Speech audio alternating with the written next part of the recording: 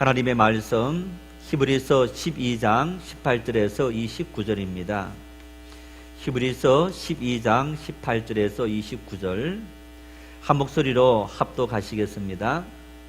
너희는 만질 수 있고 불이 붙는 신상과 침침함과 흑암과 폭풍과 나팔 소리와 말하는 소리가 있는 곳에 이런 것이 아니라 그 소리를 듣는 자들은 더 말씀하지 아니하시기를 구하였으니 이는 짐승이라도 그 산에 들어가면 돌로 침을 당하리라 하신 명령을 그들이 견디지 못함이라.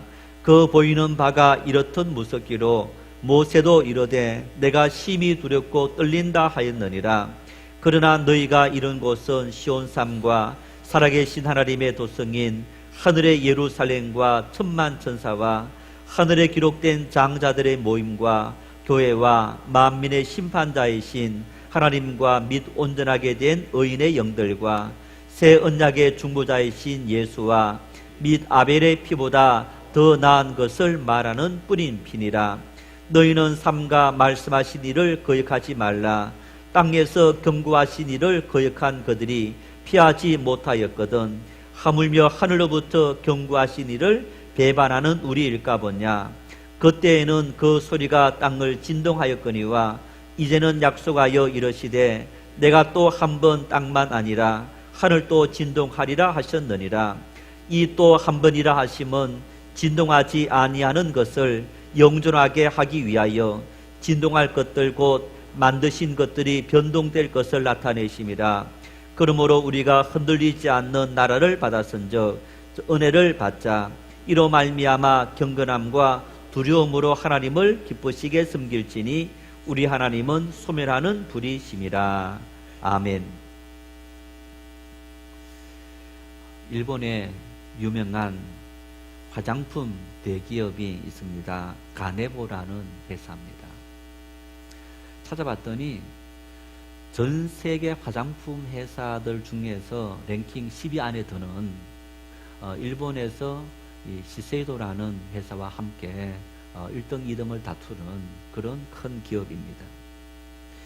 이런 회사를 만드는데 1등 공신 역할을 한 분이 미타니 야스토라는 전 회장이라고 합니다.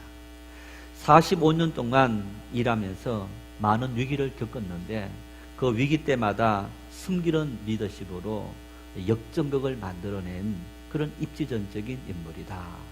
그렇게 불리고 있다고 합니다. 이분이 2002년도에 우리말로 역전 인생이다.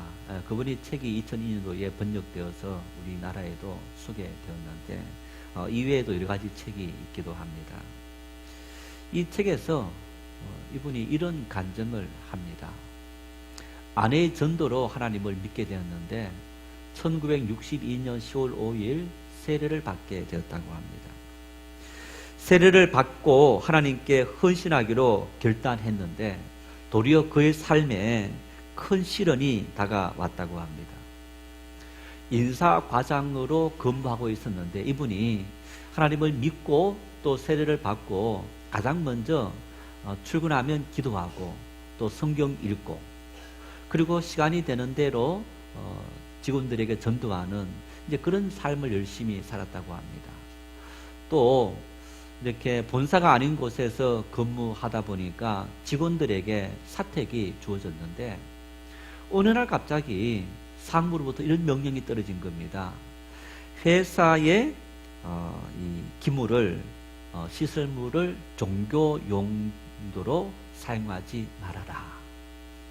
그러면 사택도 회사의 시설물인데 이 사택에 있으면서 매일 가정 예배를 드렸는데 이 가정 예배를 드려야 되느냐 말아야 되느냐 고민을 하다가 가정 예배를 드림으로 혹시나 불이익을 당하지 않을까 싶어서 이제 내일부터 가정 예배를 드리지 말아야지 이런 마음에 생각을 했다는 것.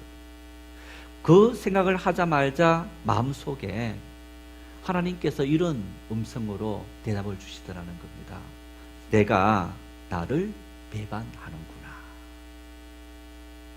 어째서 나를 배반하느냐? 이런 음성이 들리는 순간 이분이 하나님 죄송합니다. 용서해달라고 기도하면서 하나님 앞에 저의 힘으로는 아무것도 할 수 없습니다. 온전히 하나님을 따르겠습니다. 은혜를 주십시오. 그렇게 결단하고 기도하고 그러면서 가정 예배를 계속 드릴 수 있게 되었다. 그리고 또 당시 회사에는 이제 근무하다가 죽은 직원들과 그리고 또 현장에서 이런저런 안전 문제가 생기니까 이제 그런 안전을 방비하는 어떤 기원제를 신사에서 하게 됐는데, 여러분 일본은 신사의 나라입니다. 뭐 곳곳마다 마을마다 있을 뿐 아니라 개인 집에서도 조만하게 차려놓고 그런 어떤 신사 하면서 수많은 신들을 섬기는 그런 나라이기도 합니다. 알다시피 지진이 많이 나는 언제 무슨 일이 생길지 모르는 그런 나라이기 때문에 그런 사람들일수록 뭔가 알 수 없는 그런 신들을 의지하는 그런 경향이 더 많습니다.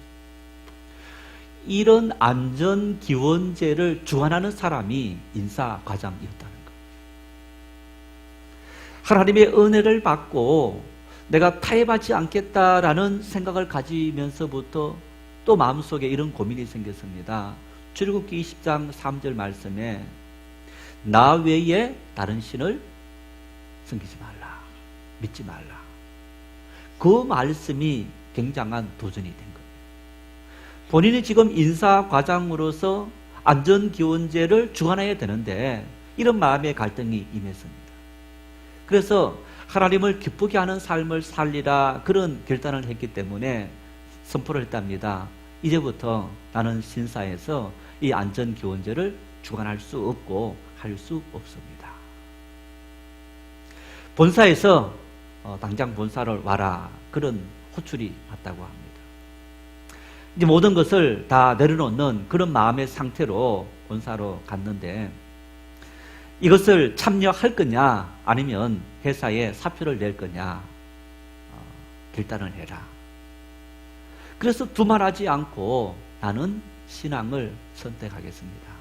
그런 말을 하고 나왔다는 것. 다행스럽게 사표를 써내라 하는 소리는 들리지 않았지만은 이런 일로 말미암아 이분이 그 이후에 3번이나 좌천되었답니다. 그리고 많은 불이익을 당했다는 것. 그럼에도 불구하고 성경 읽는 일이라든가 전도하는 일이라든가 하나님 말씀대로 사는 일들을 열심히 걸어간 그 삶의 결과 도리어 사람들이 시간이 지나면서 그 삶 속에 있는 승깁의 삶이라든가 겸손의 삶이라든가 열심히 살아가는 그 성실한 삶의 모습을 보면서 이 가데보 회사의 CEO로 임명을 했고 회장으로 임명했고 이분이 회장으로 하면서 회사가 굉장히 도약을 일으키는 그런 계기가 되었다. 이분이 자신의 삶에 역전 인생을 일으키게 된 그런 어떤 이 묵상하는 말씀이 있는데 그 말씀이 어떤 말씀이냐? 마태복음 7장 12절. 여러분 이 말씀은 우리 기독교 황금률이다 이렇게 말씀하는 구절인데 한번 같이 읽어보겠습니다. 그러므로 무엇이든지 남에게 대접을 받고자 하는 대로 너희도 남을 대접하라. 이것이 율법이요 선지자니라. 우리는 다른 사람들로부터 인정을 받고 존중을 받고 대접을 받고 섬김을 받으려는 그런 삶을 살아가고 있는데 내가 다른 사람에게 인정받으려면 너가 먼저 다른 사람을 인정하고 존중해라. 아니 저게 말이야 나이도 어린 게 먼저 나에게 인사해야지.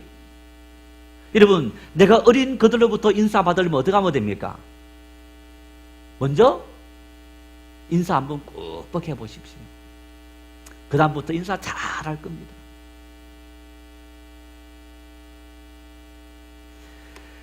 예전 부목사 때 담임 목사님이 종종 그런 말씀하셔요.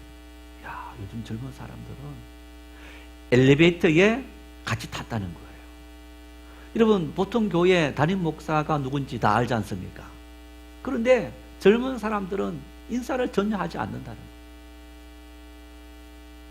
먼저 인사를 해야만 인사할 정도의 그래서 여러분, 우리가 내가 나이다, 직분이다, 그런 권위로 인사를 먼저 받으려는 그 생각을 버리고 내가 먼저 대접하는 것처럼 인사하고 살아가면 저절로 어린 사람들, 젊은이들, 사람들이 존중하고 인정하게 되는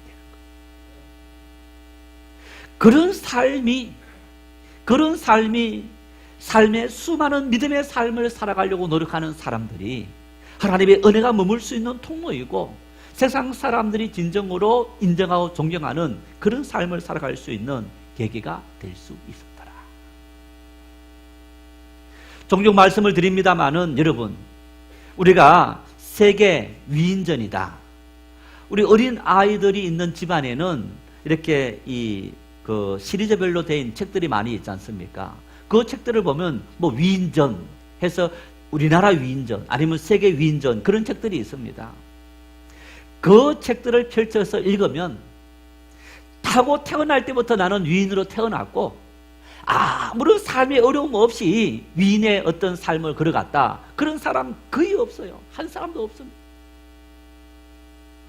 어떤 사람들은 평범하고, 그리고 지독히 개천 같은 그런 곳에서, 개천에서 용났다 할 정도로 힘들게 어렵게 살아가고, 그리고 모략과 많은 시련들을 겪고, 그리고 그것을 참고 견디고 인내해서 위대한 삶을 살게 되었더라. 대다수 위인들의 삶이 그렇습니다.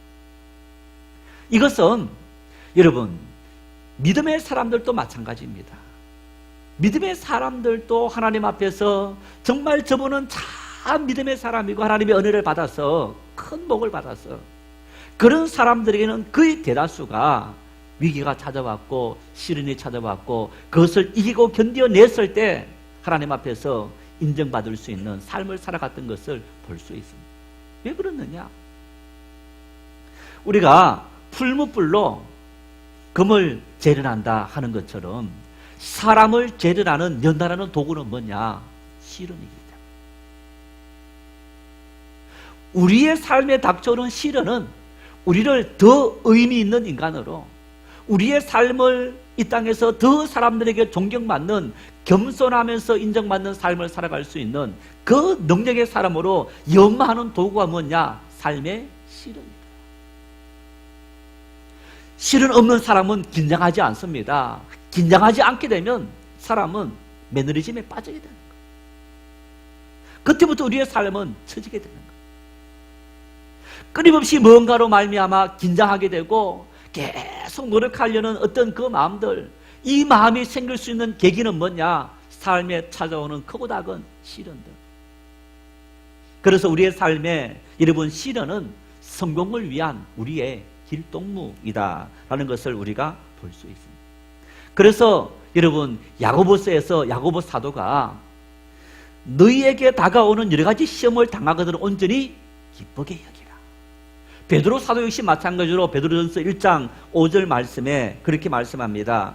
너희가 여러 가지 시험으로 말미암아 근심하게 되지 않을 수 없지만은 도리어 크게 기뻐하는. 왜? 이 시련은 나에게 성공을 향한 기회를 제공해 주기 때문이다. 그 사실을 믿기 때문에. 히브리서가 믿음을 강조하고 있습니다. 특히 이 12장 이전에 11장은, 히브리서 11장은 믿음장이다 그랬습니다. 이 믿음장을 언급하면서 수많은 믿음의 사람들을 쭉 나열을 합니다. 여러분, 나열을 하면서 그렇게 말합니다. 이분들이 이렇게 위대한 믿음의 영웅들이 된 이유가 뭐냐? 타고 태어날 때부터 믿음의 삶으로 타고 태어났고 그들은 평탄하게 아무런 문제 없이 하나님 앞에 이런 좋은 믿음의 사람으로 서서 믿음의 영웅들이 되었다라고 말하지 않습니다. 이분들의 삶은 때로는 사자굴 속에 집어넣어졌고, 때로는 멜균이 타는 풀무불 속에 던져 넣어졌고, 이들은 옥에 갇히기도 하고, 이들은 맹수 위협에, 그리고 나라가 망하는 그 삶 속에서 수많은 절망과 어려움과 역경과 많은 것들을 나열하고 있습니다. 그런 시련과 역경을 견디고 참고 이겨낸 결과 이들은 믿음의 영웅들이 되었더라. 여러분, 그렇다면 오늘 우리의 삶에는 이런 고통이 없습니까? 오늘 이 본문 말씀에 또 히브리서 11장의 히브리서 저자가 믿음을 이토록 강조하고 그리고 그 많은 사람들이 시련을 겪었더라는 사실을 굳이 구체적으로 나열하면서 보여준 이유가 뭐냐? 보라, 우리가 이처럼 존경하는 믿음의 인물들도 그저 아무런 시련 없이 이런 하나님의 영광과 은혜를 누린 것이 아니더란다. 지금 너희들이 당면하는 로마 제국의 많은 시련들, 억압들, 핍박들, 이 모든 것을 그들이 참고 견뎠을 때 하나님께서 그들에게 은혜를 주었던 것처럼 너희들도 참고 견디라. 그러면 때가 되면 하나님께서 은혜를 주시리라. 오늘 우리에게도 마찬가지. 나의 삶에도 찾아온 시련이 있습니까?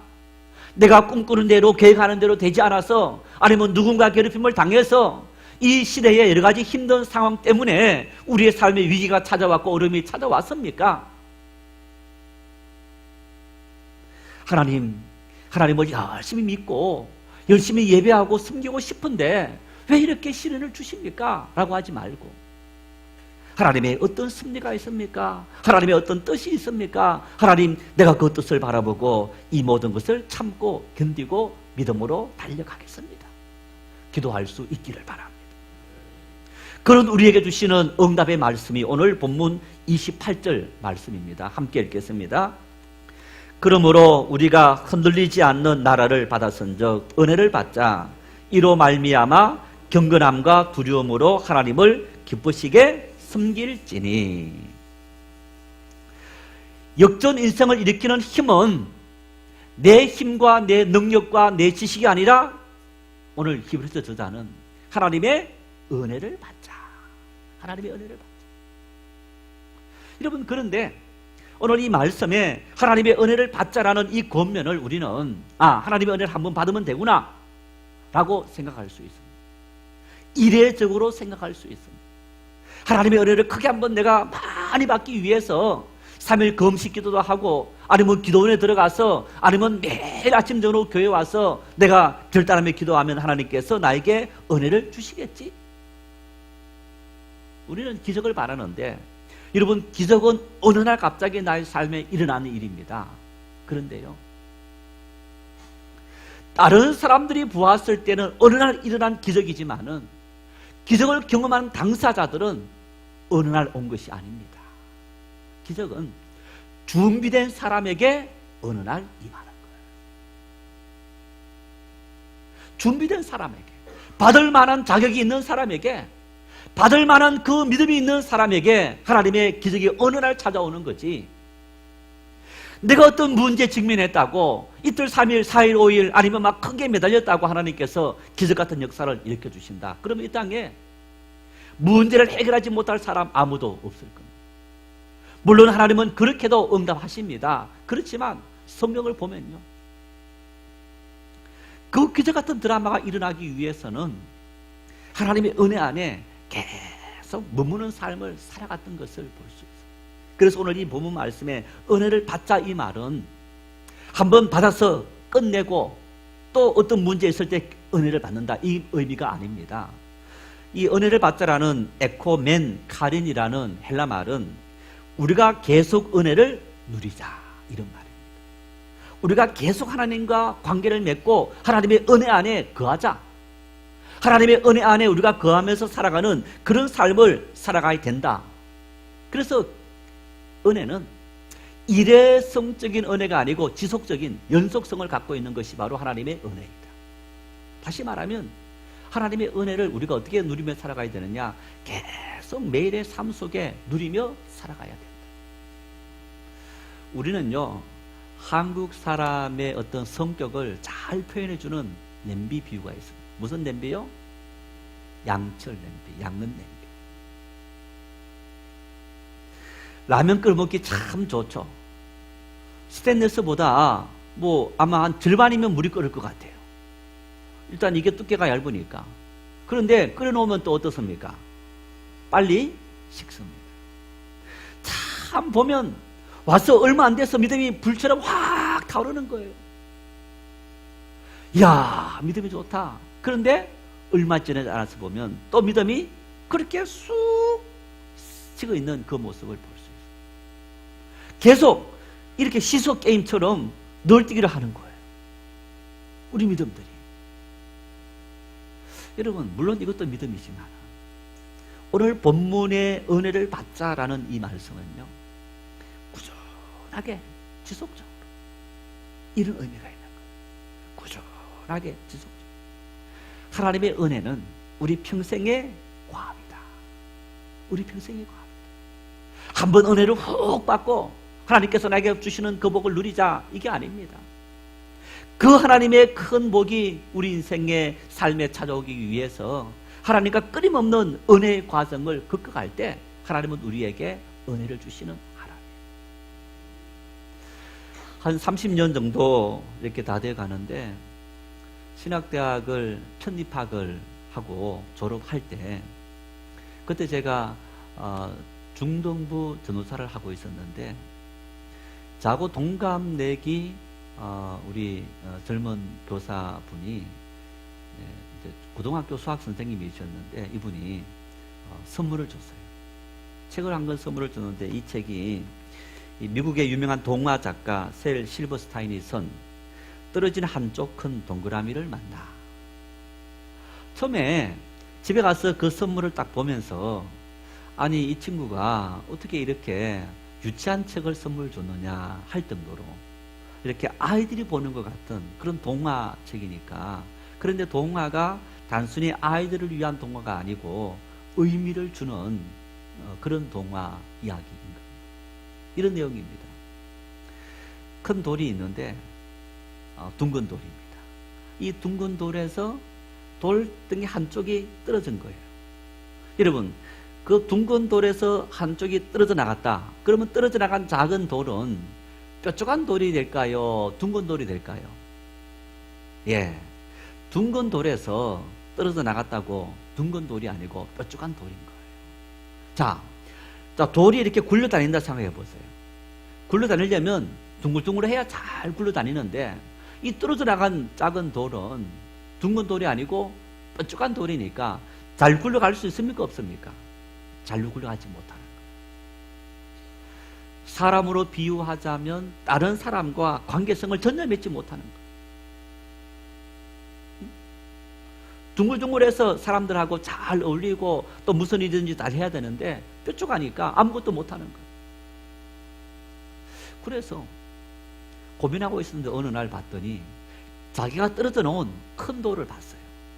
큰 돌은 자기처럼 그렇게 굴러다니지 못하는 게 아니고 굴러다니면서 잘 이렇게 있더라는 거예요. 그리고 그 돌로부터 교훈을 얻은 거예요. 뾰족한 돌이 둥근 돌이 되기까지는 뭘 해야 됩니까? 예, 그 뾰족한 것이 따라 없어질 때까지 계속 굴려야 됩니다. 굴리는 그 작업들을 계속하면 언젠가는 뾰족한 면들이 다 사라지고 둥근 돌이 되어서 자기도 다른 사람들과 세상과 잘 어울릴 수 있는 그런 삶이 될 수 있다. 그런 교훈을 주는 책입니다. 아주 작은 책이고 그림으로 되어 있고 글자도 별로 없어요.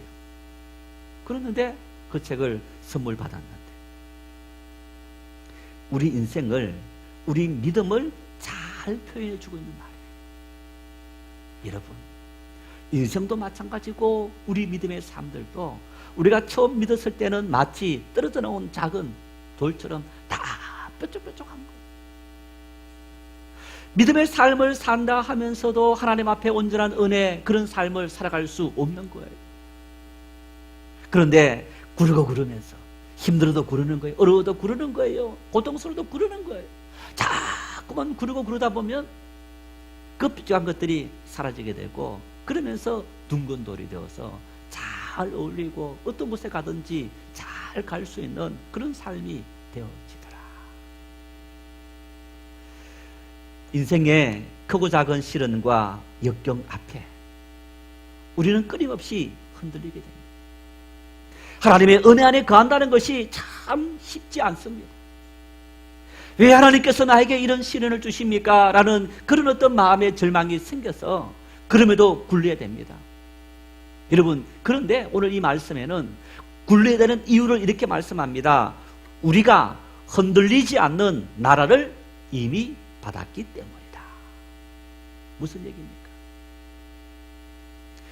구르고 그러면, 여러분, 뾰족한 돌이 언젠가 구르면 결국에는 둥근 돌이 되는 것처럼 우리는 하나님의 은혜 안에 계속 하나님의 은혜를 받아 누리는 삶을 살아갔을 때 이미 그 결과가 우리는 확실히 주어지는, 그 은혜가 주어진다는 결과가 이미 우리에게 주어져 있다. 그래서 염려하지 말아라. 이 무슨 얘기냐면요, 요즘 우리 젊은이들을 취업 때문에 고민하고 공무원 시험을 많이 준비하는 젊은이들을 뭐라 부릅니까? 공시족이다. 공무원 시험을 준비하는 그런 젊은이들. 자, 준비하는 모든 젊은이들이 다 합격합니까? 아마 어떤 젊은이들은 새롭게 준비하기 위해서 학원가를 찾고, 또 어떤 젊은이들은 몇 번 하다가 포기하는 사람들도 있을 겁니다. 만일 내가 한 5번 정도 시험 치면 성적이 조금 부족해도 무조건 붙여준다 그러면 어떨까요? 다 참고 하겠죠. 그런데 한 번, 두 번, 세 번 하다가 또 내년에 떨어지면 어떡하나? 어쩌면 한 번만 더 하면 합격할 텐데, 한 번만 더 하면 합격할 텐데라는 어떤 그 아쉬움 때문에 한 해, 두 해, 세 해 하다가 결국에는 포기하는 경우들이 있는 거예요. 처음 신학대학원을 졸업하고 전임 사역을 갔을 때, 그때 한 집사님이 변호사 사무실에 사무장으로 근무를 했어요. 나중에 그분에 대한 이야기를 들었는데, 이분이 사법고시를 준비하다가 결국에는 결혼도 늦어지고 이런저런 것 때문에 포기하고, 결혼도 하고 이제 사법고시는 포기하고 이제 변호사 사무실에 그동안 법 공부를 했으니까 근무하게 된 거예요. 참 한편으로 생각하면 아쉽죠. 어쩌면 이분 마음속에 거의 10년 가까이 준비를 했는데, 시험을 쳤는데 내년에는 붙겠지, 한두 문제 틀려서 떨어졌으니까 내년에는 붙겠지. 그런데 그 세월이 한 10년 흘러갔고, 어쩌면 여러분 한 해만 더 하면 붙었을 텐데, 이런 아쉬움이 분명히 있을 겁니다. 세상은 이런 거예요. 우리가 사는 세상은 이래서 미련을 버리지 못하고 자꾸 하다가 망할 수도 있고, 그런 삶을 살아갈 수밖에 없는 것이 우리 인생입니다. 오늘 성경은 우리에게 이렇게 말씀합니다. 우리가 흔들리지 않는 나라를 받았기 때문에, 이미 우리는 하나님께서 이 믿음의 삶을 살아가면 너희는 하나님의 은혜와 축복을 받을 모든 것이 다 갖춰져 있다. 아무 염려하지 말고 너희가 하나님의 은혜 안에 거하는 삶을 살아라. 이런 것과 마찬가지입니다. 제주도 여행을 갑니다. 제주도 여행 가기 위해서 제일 먼저 뭘 해야 됩니까? 비행기나 배 표를 사야 됩니다. 표를 미리 예매합니다. 그리고 제주도 가서 며칠 잔다 이러면 숙박시설에 예약을 합니다. 자, 여러분, 이제 한 달 뒤에 간다라고 생각하고 비행기표도 예매하고, 그리고 숙박시설 예매도 하고, 렌트도 한육고 다 해놨어요. 시간이 자꾸만 가까워집니다. 누가 비행기표를 다른 사람이 혹시나 이렇게 취소했을까? 내가 안 했는데. 또 숙박업소에서 내가 갔을 때 갑자기 취소됐습니다 라고 하면 어떡하나? 걱정합니까? 안 합니까? 하십니까? 안 하십니까? 거의 걱정하지 않습니다. 간혹 사기를 치는 사람들이라든가 또 부도나서 그런 데 경우 있지만은, 지금 우리 사회는 예약하면 아무런 고민하지 않고 그때 공항 가고, 그리고 도착해서 다 잡아서 합니다. 오늘 이 말씀이 바로 그런 말씀인 겁니다. 흔들리지 않는 하나님의 은혜를 이미 우리가 받았기 때문에 하나님은 이미 예약해 놓으셨다는 겁니다. 예약해 놓으신 그거 믿음으로 살아가는 사람은 누구든지 하나님의 은혜와 축복을 누릴 수 있게 된다. 그래서 염려하지 말고 중도에 포기하지 말아라. 시련이 왔다고, 어려움이 왔다고 포기하면 이미 예약한 그 모든 것을 우리가 받아 누리지 못하는데, 우리가 포기하지 않고 하나님 앞에 믿음으로 살아가면 하나님은 우리에게 이 모든 은혜를 풍성히 부어준다. 여러분, 자식이 부모님에게 나 낳아주십시오 합니까? 부모가 낳은 거예요? 네, 부모가 낳은 거예요. 자식이 부모 책임을 집니까? 부모가 자식 책임을 집니까? 네, 부모가 자식을 책임집니다. 부모는 자기 안 사입고, 자기 안 먹고, 자기 안 쓰고 자식을 위해서 희생합니다. 자식은요, 자기 다 하고 남으면 그것도 쬐끔 부모님에게 주는 것이 자식입니다. 이게 세상입니다. 어쩔 수 없어요. 자, 우리가 오늘 이 자리에 앉아 있는 것, 내가 선택한 겁니까? 하나님께서 나를 부르신 겁니까? 뭡니까? 여러분, 하나님께서 나를 부르셨다, 그 확신 없으면 믿음이 흔들립니다. 우리가 하나님을 아바 아버지라 부르고 믿음의 사람으로 이 자리에 온 모든 것은 하나님께서 내 마음을 감동시켜 주셨고 하나님께서 나를 부르셨기 때문에 이 자리에 나와 있는 줄 믿으시기를 바랍니다. 그렇기 때문에 하나님은 우리에게 은혜를 주시는 분이라는 얘기입니다. 우리는 이미 우리에게 하나님의 은혜가 이미 준비되어 있는 사람들인 겁니다. 흔들리지 않는 견고한 하나님의 은혜가 준비되어 있고, 우리가 믿음으로 하나님의 은혜 속에 살아가면 하나님께서 우리에게 그 하나님의 준비하신 은혜를 풍성히 부어주신다 믿으시기를 바랍니다. 왜? 하나님께서 우리를 부르셨기 때문에, 낳으셨기 때문에, 우리 아버지가 되시기 때문에. 그러면 여러분, 지금부터 우리가 어떤 삶을 살아야 되느냐? 하나님의 은혜 안에 거하는 삶을 살기 위해서 사도행전에 있는 마가다락방 120명의 성도들이 예수님 말씀을 순종해서 예루살렘을 떠나지 않고 그 마가다락방에 모여서 열흘 동안 열심히 기도했더니 성령이 뜨거운 불같이 임했던 것. 지금부터 이제는 내가 세상의 모든 일을 다 내려놓고 하나님 앞에 나와서 기도하는 일만 해야 되겠구나, 예배하는 일만 해야 되겠구나. 이게 하나님의 은혜 누리는 삶일까? 순종이 제사보다 나으니라. 하나님의 말씀 앞에 순종하는 것이 제사보다 나으니라라고 말씀했는데, 여러분, 오늘 이 말씀 속에 이렇게 말씀합니다. 경건함과 두려움으로 하나님을 기쁘시게 섬기라. 은혜를 받자. 은혜를 받는데, 은혜를 누리는데, 하나님과 나 사이에 관계를 맺고 살아가는데, 하나님과 나 사이에 관계를 맺는 내가 그리스도인이라. 하나님께서 그런 삶을 살아갔을 때 하나님은 이미 예약하신 복을 주시는데, 이러한 삶을 내 삶을 통해서 누리기 위해서 뭐가 필요하냐? 경건함과 두려움으로 하나님을 기쁘시게 섬기면 하나님께서 그런 은혜를 부어주신다. 그러면요, 경건함과 두려움으로 하나님을 기쁘게 섬긴다는 것이 어떤 의미입니까? 경건하다는 말은 하나님을 경외한다. 정말 하나님을 두려워서 덜덜덜 떠는 것이 아니고 하나님 말씀 한마디 한마디가 너무너무 소중하다는 거예요. 그 말씀은, 하나님의 그 약속의 말씀은 무슨 일이 있어도 이루어지는 말씀이기 때문에 내가 그 말씀을 지키려고 소중히 여기면서 정말 애쓴다 하는 말. 두려움이라는 말 역시 존중한다라는, 존중한다. 하나님 말씀을 존중한다. 여러분, 그 얘기는 하나님 말씀을 인정할 만하다, 하나님 말씀은 그대로 이루어진다라는 어떤 그 하나님 말씀에 대한 어떤 인정, 존경하는 그 마음을 의미합니다. 다시 말하면 여러분, 이 말은 어떤 말이냐? 아까 처음에 서두에 설명드린 이 미타니 야섯도, 가네보 회사의 CEO를 지낸 이 미타니 야섯도 전 회장님이 고백했던 것처럼, 자, 이런 문제가 왔습니다. 여러분이 만일 직장에 있는데 어떤 한 공장을 새롭게 건설하고 세우고 준공할 때, 여러분, 우리나라 사람들이 보통 준공할 때 뭘 합니까? 고사 지냅니다.